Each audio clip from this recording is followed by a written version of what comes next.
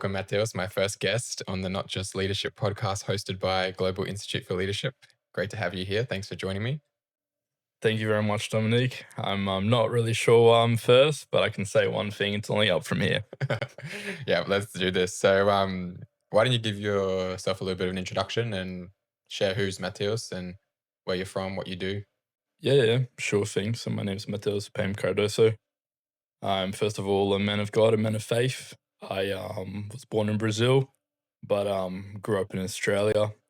I'm just wrapping up uni now, doing law and finance.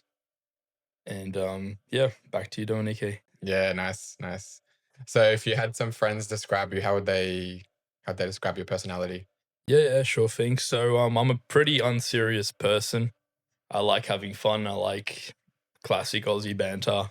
I like all of it. So, just a funny, goofy person, but can also get into some pretty deep topics. So, me and my friends always have very good times. Yeah. Well, the theme of the podcast is not just leadership, so we're open to where this conversation goes. But obviously we connected here in Brisbane through the Brazilian community, which has been really cool. And I guess we're both Australians, but Yeah. you're first and foremost also Brazilian. Yeah. Share a little bit about like your background coming from Brazil to Australia. What was that like? And I know you were quite young when you made the move. Yeah. And yeah, it was very cool meeting you at the Brazilian men's night. I thought it was really cool to see an Aussie speak fluent Portuguese. So yeah, if you guys ever meet Dominique, just know he speaks fluent Portuguese. He's very Brazilian, and when if you're walking down the street, you're having a very Aussie day, and you go upstairs, you meet a lot of Brazilians. You see Dominique, he has a Aussie accent, and then he starts speaking Portuguese. It's such a blessing. Um, so yeah, my upbringing in Brazil. I remember one day I was in Brazilian school. I would be 8, and I was watching Nemo. And then a few days later, I'm in Sydney and I see the Opera House, and I'm like, oh, here's where Nemo lives. But yeah, it absolute privilege to come to Australia at a young age. I think that my parents carried a lot of their cross and a lot of their hardships without me knowing. So for me, growing up here, I didn't see any of the immigrant struggle that I see now being part of literary church and all the hardship, the hard work that they do, all the struggles. But yeah, I just had a very lovely Australian upbringing, playing cricket at school, playing handball, throwing the footy around, and obviously playing football, playing soccer at school as well, keeping that Brazilian spirit alive.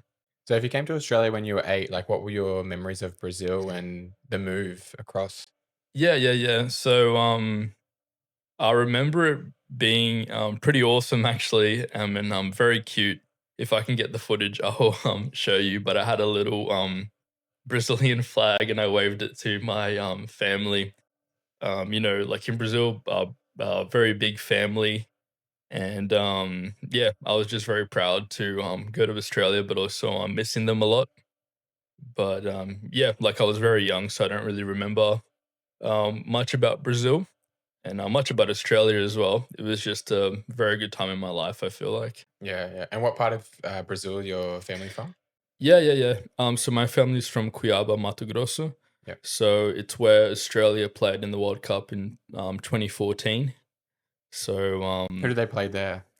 I believe they played the Netherlands Netherlands. Oh there, yeah, the and amazing Tim Cahill goal yeah, the off the amazing Tim, crossbar. yeah, amazing Tim Cahill go. So it was actually, yeah, it was one of the most bizarre days of my life. Tuning into the TV in Brisbane, Australia, to my hometown, seeing Tim Cahill score a goal on the Netherlands team. So yeah, it was amazing. Yeah, I had a mate who was there. Actually, he told me last year when I caught up with him, he told me that he was there at the game and he had ducked out to get something to eat just as Tim Cahill's goal was scored. And wow, I think good old Timmy Cahill is a bit of a legend for us Socceroo fans. He might not be so well known in Brazil, but he's definitely well known in England and Australia for his playing for Everton and also representing Australia. Yeah, absolutely an absolute weapon. He's a FIFA ambassador as well now. So every time you go to like the Women's World Cup that I'm pretty sure we both went to, you'll see him there cheering on Australia. So he does a lot of good work for the Australian football. So I guess, like growing up in Australia, what was your childhood like? Just a regular Aussie kid, as you said, here in Brisbane. Did you grow up in Brisbane? Yeah, yeah. So we first came to Sydney. And for me, just as I said before, just waking up in Australia was an absolute dream of mine. I didn't speak a lot of English at the time, which probably protected me from all those primary school conversations. A found story of mine is I was a bit of a chubby kid, and I remember going to the Sydney Aquarium at Darling Harbour, Yep. and all the kids used to call me Dugong. And I was like, "Oh, dugong, that's a cool nickname." Till I saw that it was like a fish cow. It's like a big mammal Yeah. from the sea. It's But got like a round like head. yeah, Yeah. yeah. And for me, like I got a bit mad. I was like, "Oh, this is disrespectful." But yeah, that was the start of Australian banter. I feel like which is one of the best things if you in my opinion, it's one of the best things if you like know what it is, because you might be playing touch footy in the school oval, and someone will say a joke, and yeah, it just keeps it very Yeah. lightheartedly, and yeah, like my childhood was pretty much like that. Yeah, Yeah, I think it's a really special thing about Australian culture. I mean, I was born and grew up here, but I've had the privilege of living in 4 different countries, I think, and visiting about 23 countries hmm, and counting. And I think the beautiful thing about Australian culture is we don't always take ourselves too seriously. We're able to have a laugh and give each other a fair go and an opportunity to yeah, succeed, no matter our background or religion or race or anything really. I yeah. think it's something we have to be really careful to protect and preserve because, yeah, we want to maintain that lifestyle and culture that we have here that attracts so many immigrants. Yeah, absolutely so, and that's, you framed it a lot better than I could, but yeah, that just really sums it up, and, like, my childhood here was, nothing but blessings, like, even, having to write, like, what you want for your mom, like, in the paper bag for tuck shop Oh yeah, or, the good like, old waiting days. in line to play, handball, cheering on the red house or the yellow house, like, yeah, they know how to do it right, like, I do remember, like, a little bit of school in Brazil, but, like, in Australia, there's a lot of sport, they really push you, so, yeah, it was a great time in my life, and, yeah, I'm really privileged to have gone through that. And were there any like challenges that stood out to you growing up? Or you said you had a really blessed upbringing. Yeah. Maybe more towards the teenage years or early adult years, like any kind of challenges that have set you back along the way? Yeah, yeah, no, like, absolutely, I feel like, I'm still figuring myself out, and I do believe that if you're in your 20s, your early 20s, or even your late 20s, and you say that you got it all figured out, you're just lying to yourself. I don't think everyone believes you either. So yeah, like I think, in my opinion, something that the Australian school system could probably change a little bit is that grade 12, and like I think it was a unnecessarily hard time in my life that, they just force you to get really good grades. You just kind of like forget who you are, and, you're trying Yeah, to get into university, this yeah, and that. And yeah, like I just remember that being very stressful. That's when I began feeling a bit anxious. I actually came to a point where I couldn't publicly speak, and it was just all that pressure that, you have to go to uni, you have to do this, you have to do that, otherwise you haven't done anything with yourself. And now looking back, I have a lot of mates that have gone through different paths in lives, and most of them are doing pretty well. yeah, So yeah, like if I had to point like a big challenge in my life, it would have just been like a bit of that mental illness that came like in the end of school, just to like a lot of pressure. I was feeling yeah. very sad, just very not off myself. But yeah, like if anyone's listening and they're going through that the grade 12 struggle, just remember that it is just one year of your life. Like don't burn yourself out. Don't do anything that you'll regret later, and that it will all be okay in the end. Yeah, exactly. I mean, it's a long journey. Like we live for what, 70, 80, 90 years. And Yeah. I think when we're young, we want to make the most of every moment and we want to not lose time and we want to get ahead and um, be successful. But Mm. also when you put it in perspective, it's like, okay, like when you're 30 years old, you're still young. When you're 40 years old, you're still young. Yeah. Because if you're living in modern medicine, like people are living well into their 90s, particularly here in Australia. Mm. Um, if you put that into perspective, it's like, such a small part of your life. Of course, it's very important. It's foundational years, Yeah. but we just have to sometimes take the pressure off ourselves and just say, okay, like I had a tough year. I didn't do a lot professionally, but that's okay because I was growing personally. Yeah, absolutely. And I think that you touched upon this as well in that like it is okay to not do okay, but in my opinion, it's very necessary for you to bounce back. So like as I said, like grade 12, probably wasn't the best for me. I still managed to get into uni, but like some of that just lingered on, and like I might have not been doing so well at uni, and it did like get to me. But to summarize it, you you are enough, you are okay. Just because you don't get really high grades, it doesn't justify who you are. The job you have, the role you have, how much you earn, Yeah. doesn't constitute who you are as a person. Like life's a lot more deeper than that. So it is okay, especially when you're younger, to make mistakes, to go down your own path. And like you might see what you're good at, you might meet your special person. Um, but yeah, yeah. Yeah. And I look back at my schooling years. So I grew up in Mackay, so regional city in the northeast of Australia in Queensland. And I went to a Christian school for the first 10 years of school. My parents worked very hard to get us into that school, and the school was very gracious in giving us a discount, so my parents could afford it. And I then, for the last 3 years of school, I actually studied online with the Hmm. Brisbane School of Distance Education. So this was between 2016 to 18. So well before, a few years before the COVID period. And when I told people I studied online, it's like they couldn't understand. Yeah. It's like online. So like, how does that work? Like, so you just by yourself? It's like, no, it's a proper school based in Brisbane, but they had 4,000 students all across the world and in Australia and all Australian citizens. And I met amazing people through that school. Like in my French class, there was a guy living in Peru. His parents were missionaries. The ducks of our school was living in the slums in India. His parents were also doing missionary work. There was a guy in my English class. He was like I think he was British, British Australian, Yeah. and he was like sailing around Thailand with his Oh, parents. awesome. So Yeah. like, there's not just one trajectory to take. Yeah. And even when I went to university, I originally went to the Queensland University of Technology to study a Bachelor of Fine Arts with a major in dance performance. Yeah. So I auditioned for that degree in my final year of school. It was an audition Mm. degree because it wasn't based off your academics. It was a dance performance program.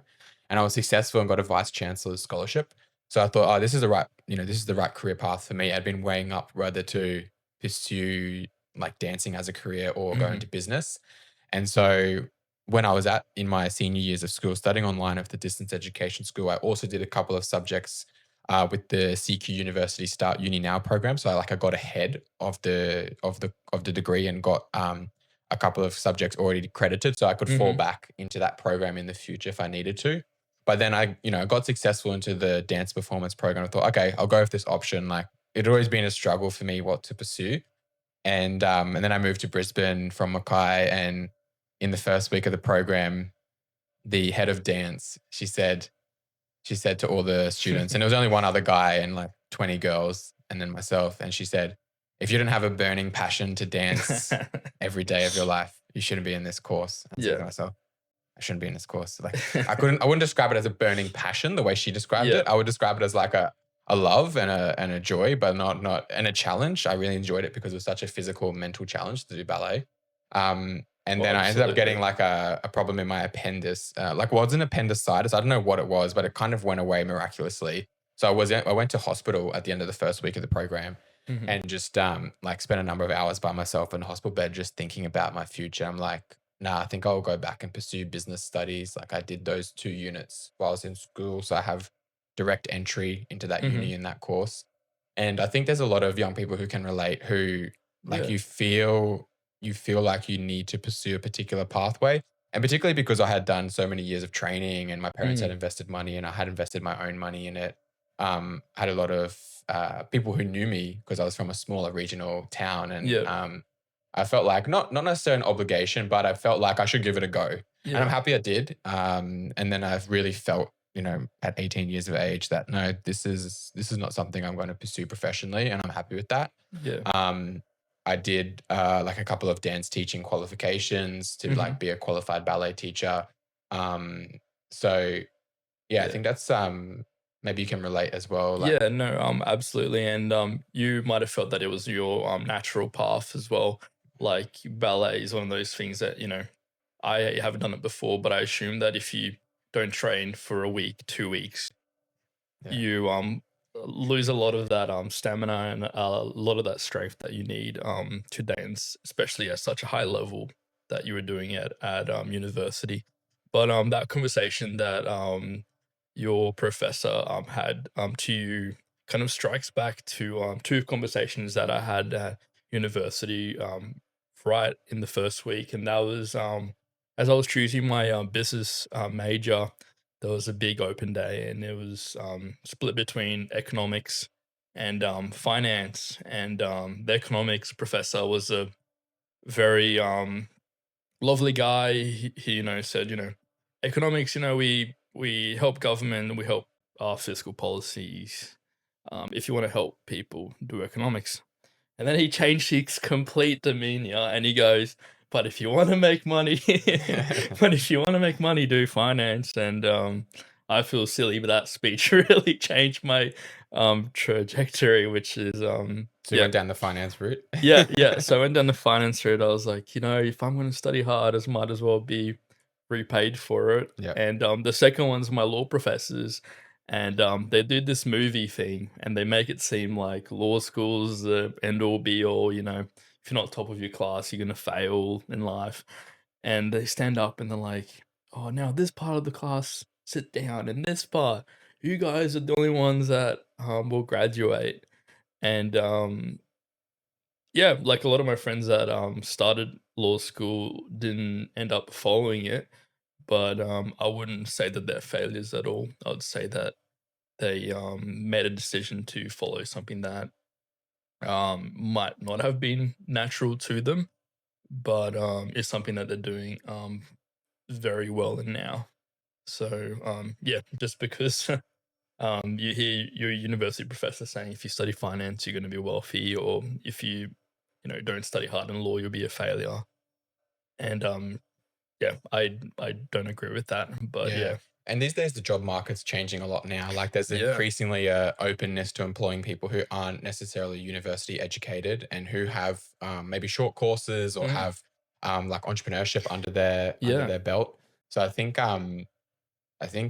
like you can learn so much just from opening a little business. Like when I was in school, I set up a cleaning business to help pay for my ballet training. Called it Mhm. Dom's Domestics. Used to clean people's houses, and like it was pretty good money at the Yeah. time. Like this was what are we 2025? This would have been 10 years ago. Mhm. So I'm 14. I was about 14, 15 when I was doing it. And it's pretty good money, like often just cash. I was able to pay for a lot of my dance training and like shoes and things I had to buy, and Yeah. learned so much from that process, just like negotiating with clients and things. And of course, they knew I was young and they were willing Yeah. to give me a go and invest in me. And Yeah. I was a good cleaner as well. Like I did a good job. Yeah. And I think anyone who's not sure what path to pursue, a good option could be just to like have a little dabble in a side hustle, or Yeah. like if you enjoy making a particular product, make it and try and sell it. Yeah, There's absolutely. of course a lot of competition these days, Yeah. but if you have like a niche product, or if you have a local community that you can sell it to, if you have a captive market, then why Yeah. not just give it a go? Yeah. Worst case scenario, like you might just break even, but you'll learn a lot from the Yeah. And I process. think it's important as well, not to one, be too hard on yourself, and two, don't follow the trends too heavily.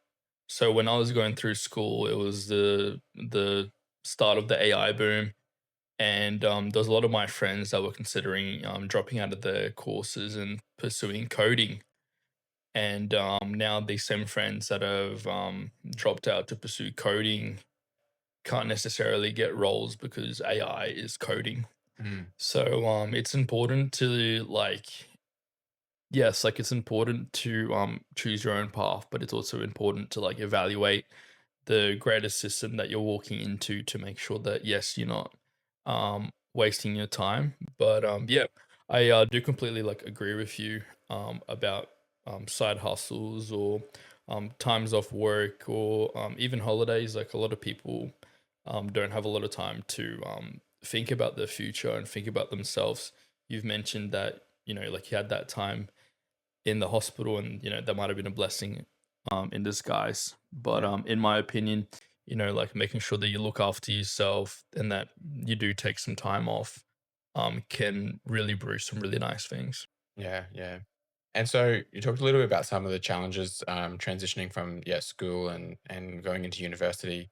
I guess is there a key moment where something like clicked for you and you're like, oh, this makes sense, or you just still kind of figuring it out one day at a time? I like that question, and I really wish that I could be here and be like, "Hey guys, I'm doing really well, and have this big business and it's doing great, or I have a community and it's doing great." But yeah, I'm still on my journey. Um, Yeah. I I remember when I started law school, my English writing wasn't good, for example, and it just wasn't good, and I was trying really hard to make it good. And I had a really nice friend who's an associate now at a law firm, and he's a really nice. Pause the show. We got Pause the the show. Pause notifications on. it. Pause the Keep it show. real, hey. Yeah. Sorry. So sorry, Dominique. Yeah, It's very cool. busy man, as you Yeah, can yeah, tell. yeah. Hustling on Um, a Saturday. uh, yeah, I just wasn't good at writing. I couldn't understand the legal textbooks because it's its own like little world. Mm. And I remember 2 years ago, I took some time away from my employment. I had a couple of gigs at law firms, trying to figure out what I wanted to do. I did a bit of banking and finance, did a bit of personal injuries, and 2 years ago, I took a bit of time off, and I just sat down and I was like, hey, I got some time off. I might as well try at uni. And then I just realized that like my writing suddenly got better, and like I wasn't struggling so much anymore. And I was like, you know what? I'm proud of myself. Yeah, nice. Like you have to be proud of yourself, and you don't have to be so hard on Yeah. yourself either. So yeah, like for me, it was a couple of years ago when I was doing the later units for my law degree.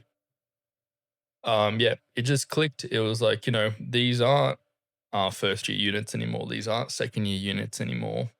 And I'm not struggling. I've managed to take my writing where it should be. I managed to take my knowledge where it should be, my analytical thinking, my research skill. And yeah, I was so focused on getting the high grades that I didn't really give myself any time to realize that, I had been doing right. I had been doing okay. And so yeah, that was a really big moment in my life because I just realized that yeah, I can relax. I can be kinder to myself, and you're not gonna do your best work when you're stressed under Yeah. pressure, Yeah. big expectations. So yeah, you have to allow yourself a little bit of room. You have to be kind to yourself. It's very good to have goals, but it's not a good thing to be extremely harsh on yourself, I'd say. Yeah, yeah. And I think in terms of leadership, like there's often leaders who we see exemplify those traits and leaders who Mm, don't exemplify those traits. I think we can learn a lot from other people, both other people's mistakes and other people's successes as well. And there's always, like throughout these different points in our life, there's always, particular leaders that mm, step in and support us or mentor us. And then there's other leaders who are maybe too harsh on us. And it's like, okay, yeah, well, like if I was in your position, I probably wouldn't react like that. yeah. Like for you, what does leadership mean? I know it's like the word leadership, some people are like, oh, Yeah, I don't know what to yeah, say, but like, what does it mean to you, like leadership, and any examples you can give yeah, of it? sure thing. So, yeah, leadership, its whole ecosystem. You can get really deeply down some political roots, but for me, leadership starts in the family. It starts with being the best person you can be, because I believe that you can't or you shouldn't be a leader if you firstly aren't a good person in your family. And like you might meet a nice lady, or I might meet a nice lady. Sorry, Dominique. I'm uh, married. yeah, he's definitely married. And if they don't treat their parents well, or you're like, oh, like why not? Um, so yeah, like for me, leadership starts at home, and that's through some good role models. I'm lucky that my dad is a very nice Christian man. He has very strong values, and he's a provider in that Christian sense that might get this podcast taken down. I won't um, cancel you. It's all right. taken Let's down go there. now. So yeah, I've been blessed to see such a strong man in God. Take my family here and go through some big struggles and keep his composures up to a point that you ask how my childhood was. If I asked my dad how those years were, he was, stressed, had to work so much, had to travel so much for business, and I'm here like, yeah, handball was great. Handball was great. School was awesome. The aquarium was nice, but a big breakthrough. But yeah, I believe leadership in this world, the world of social media, the world that glorifies certain types of result, Yeah. um, is a difficult world. Is a difficult world. It is moving too fast in my opinion, and I do believe that a lot of leaders would gain a lot from taking that step back and Yeah. being, am I a good person? And you might judge that metric, or we judge that metric. Are we a good men of God? Are we good men of communities? Do we represent their interests? Um, like leadership shouldn't be used for the wrong reasons. It shouldn't be used to find wealth, to find power, Yeah. to suddenly wake up with a lot of money in your pocket. Where great power becomes great responsibility. Great, great, great responsibility. So yeah, I believe leadership is really carrying out to what you're supposed to do. You're representing people, you're representing their interests, and if you're gonna stand there and look pretty, take those very corny photos sometimes. Yeah. You got to make sure that you are the man or the woman that you say you are, and you follow through with it. Yeah, I think in today's world, like a lot of people, for example, when you're volunteering or working on a project, a lot of people are willing to say, "Oh yeah, yeah, yeah, I'll help out," and then it's Yeah, like, and then you get push comes to shove, and the project yeah, gets started, and like, "Oh no, I'm too busy," or "It's too much for me. I didn't expect it like that." And I think it's the same like for leadership. It's like if you're going to mhm, put your hand up, then you take on that responsibility and you take on that privilege and that expectation too. And it's not something to be scared of, but it's something to take seriously. I yeah, think, whatever we do, we want to do with a spirit of excellence. yeah, Even just like my podcast, I just want to yeah, do the best I can, both in terms of quality of audio, yeah. but also the conversations that we have. No, absolutely, And guys. Just to interrupt Dominique here, Dominique studio is absolutely set it beautiful. up in like 1 or 2 He's weeks. put in the words. I really hope the audio comes out lovely.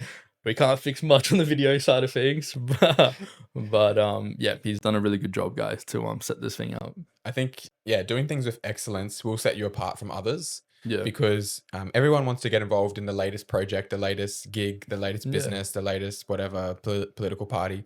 But how many people want to actually see it through to the end yeah, and, come through with their words? So I think that's something I always try to live by is like if I say to someone, yeah, I'll do it, I will do it. yeah, If I say like, hey, I'm going to invite you on the podcast, I will invite you on the podcast. beautiful. I really think that's important that we live by our word and do things with excellence, not just half-heartedly. Yeah. And I fully believe that when you do that, people will just come to you and be like, hey, you've done this in the past. Why can't you do it again? Yeah, the opportunities Do start it to again. gravitate to you. Opportunities start to gravitate, and if you're doing it for the right reasons, um, that's when you're in the really nice territory that you can really help people, you can really help communities. And I think that, yeah, like primarily like being honest, and yeah, like seeing it through, completing it, not just being the person that has the name on it, um is a very fulfilling part of being a leader. Yeah. And I think these values, they often come to us in our childhood, in our background, Yeah, our faith, our family, where we come from. I assume it's probably the same for you. You know, growing yeah, up, these things have been instilled in you from a young age. yeah, absolutely. So I'm a born again Christian. If you don't know what that is, Jesus loves you. Jesus does love you, and he will change your life. Amen. And I do believe that, um, being a religious person, being a man of faith, is very important. You know, I might have thought that leadership was a completely different thing a couple of years ago. You know, it might have been a pursuit of accumulating wealth, might have been a pursuit of accumulating power. But I believe that with leadership now, it is just a really nice opportunity to use that economies of scale, that people coming together, and there's this issue in this place. How do we do it? If you have that skill set, if you have that community, there's no reason why you can't at least tackle it.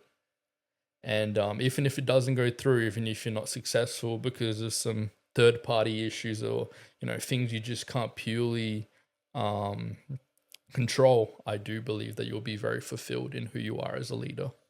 Yeah, yeah. I think it's all a journey. Like it's all a phase and a stepping stone. We don't know what we don't know. We only can learn by doing and by trying. Yeah, For yourself, like what are you talked about, like you don't have all the answers, and yeah, that's the great thing about this podcast is just sharing with normal people. Like yeah. we're not No, superstars. absolutely. We're just Yeah, starting from humble beginnings. But like what are you still learning about yourself, or what's yeah what are you like just taking it day by day? yeah, yeah. No, absolutely. So I'm in a bit of a pointy end. So my uni degree was very long, too Like long. 5 years or something. Yeah, yeah, yeah, yeah. So Six. yeah, like 6.5. I Yeah, took a year off in the middle. yeah, So it ends up being this very long thing. But I'm at a really nice pointy end where I'm choosing how I want to help, who I want to be in my professional life. I've had experiences in the past where I was doing well at certain kinds of roles, but I was benefiting the big banks, and I was happy with that. I was earning for that. Um, it didn't bring me fulfillment. I've tried to go into personal injuries, which is a very big market. In Australia, there's a lot of personal injuries lawyers. It's very common. Um, it's very good to get into. There's a lot of very nice people mm, um, doing it, but it came down to the laws. The laws in Queensland, they're not necessarily there to help people in the way that I believe people can be helped. And I was also very privileged to be part of QUT's first AI and new technologies class. Now, that was something that I've pushed to the head. The vice chancellor or whoever was involved in the process of the AI and new technologies minor did not want to see it through. mm. They made it into a master's now, Wow. which is, substantially more expensive than putting it into a uni degree. Yeah, yeah. So I've had to fight for it, and it was an incredibly rewarding experience. It really pushed me down to like legal coding. Breaks down law into simple binary codes, and it really got me thinking about how lawyers can actually help people instead of working cushy jobs. Yeah. So yeah, like right now I'm just reaching out, trying to get involved in as many experiences as possible, trying to find some good projects to go down, and I highly recommend anyone. And I chose to speak about the theme of high school and university because I do believe a lot of the listeners will be in that age bracket where there is a lot of big decisions. You might turn on your phone, you might see your friend doing very well. You might go to university and you might hear someone doing a bit better than you. You know, it's okay to do things your own time. It's okay to go down your path.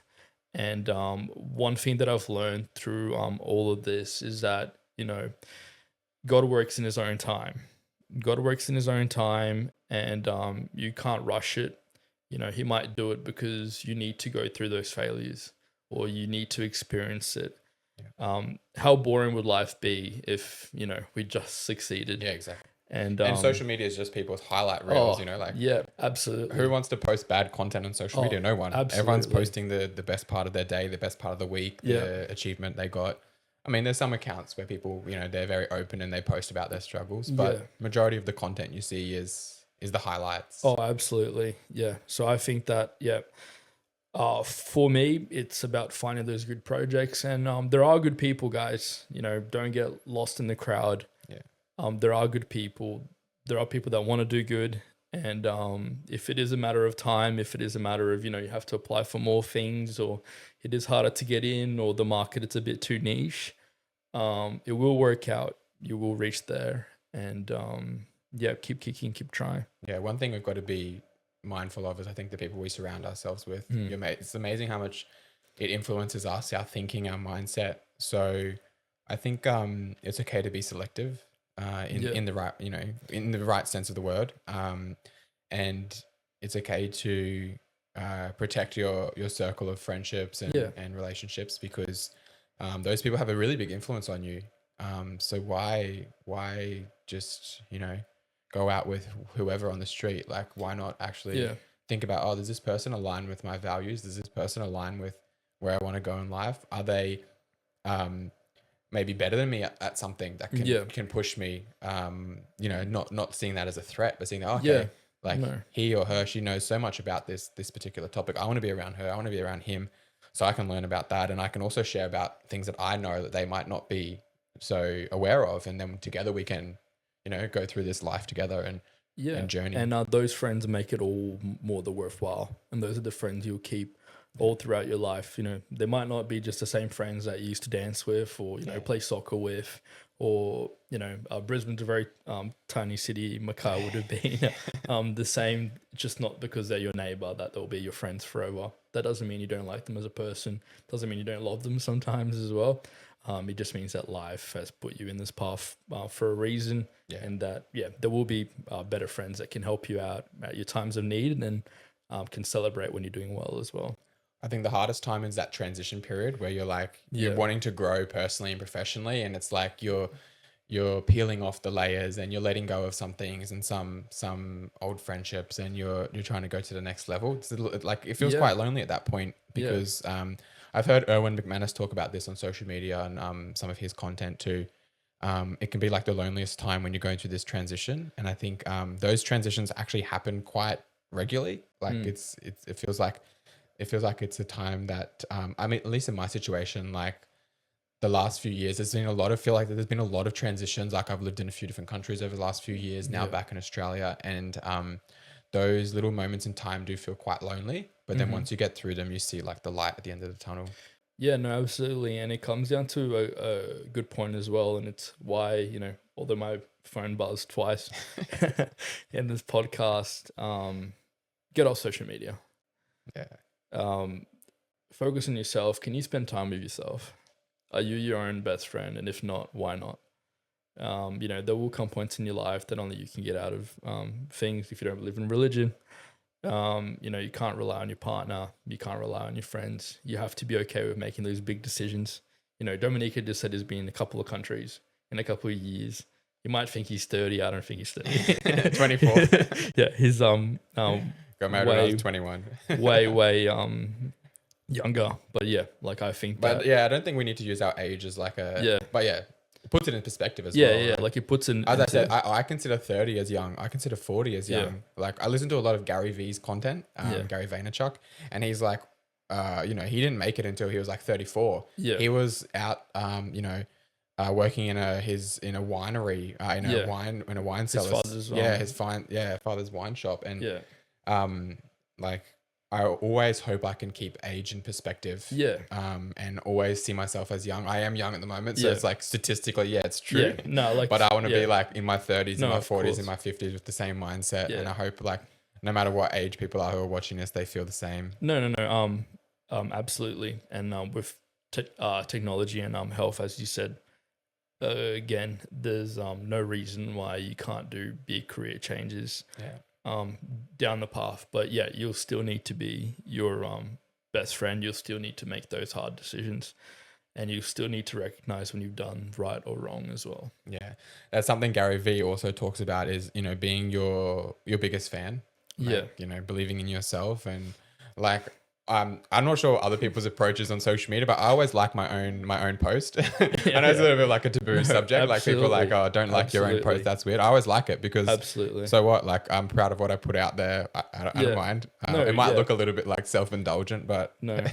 So what? Like if you don't support yourself to begin with, who's going to support you? Yeah, you got to believe in yourself. You have to believe in yourself. If you have good projects, you have to be the number one fan. Yeah. But yeah, like I'll add to that. But if it goes down, take accountability.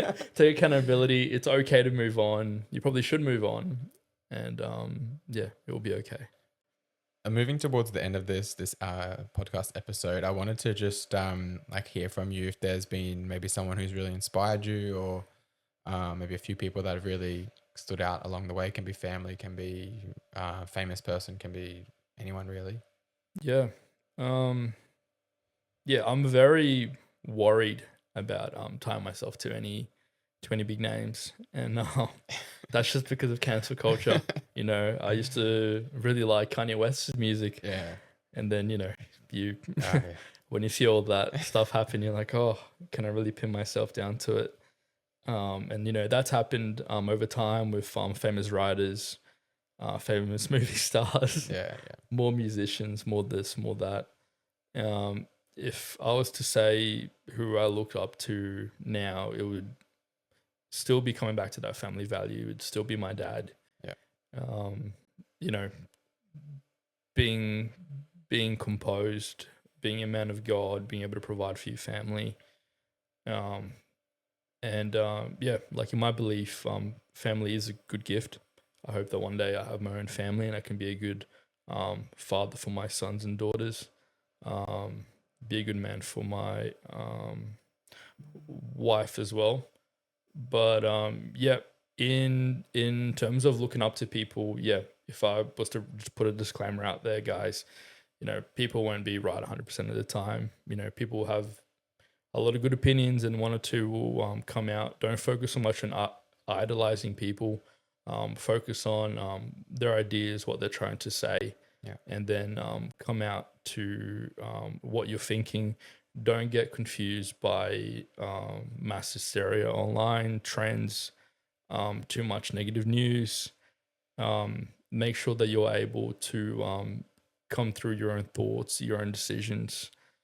And I believe that it is a privilege to be able to go speak to my dad, to have conversations with him, and to look up to him. But I believe a lot of people have really good grandparents, really good brothers, really good sisters, really good close friends that you can speak to as well, and that it's a safe space and you can just be vulnerable and just ask those questions that might not be as easy as writing on ChatGPT. Yeah. Well, Matheus, it's been a pleasure to have you on the podcast, our first guest. Thanks for accepting the invite and being so honest and raw. It's been really a beautiful conversation. No, absolutely. Thanks very much, Dominic. You do a lot of good work. I look very forward to seeing your good work. Apologies, everyone. My first podcast. It's been great to see you guys, and thanks very much, Dominic, again. Hopefully have you on again soon. Yeah. Who knows? Thanks, Matheus. Thank you.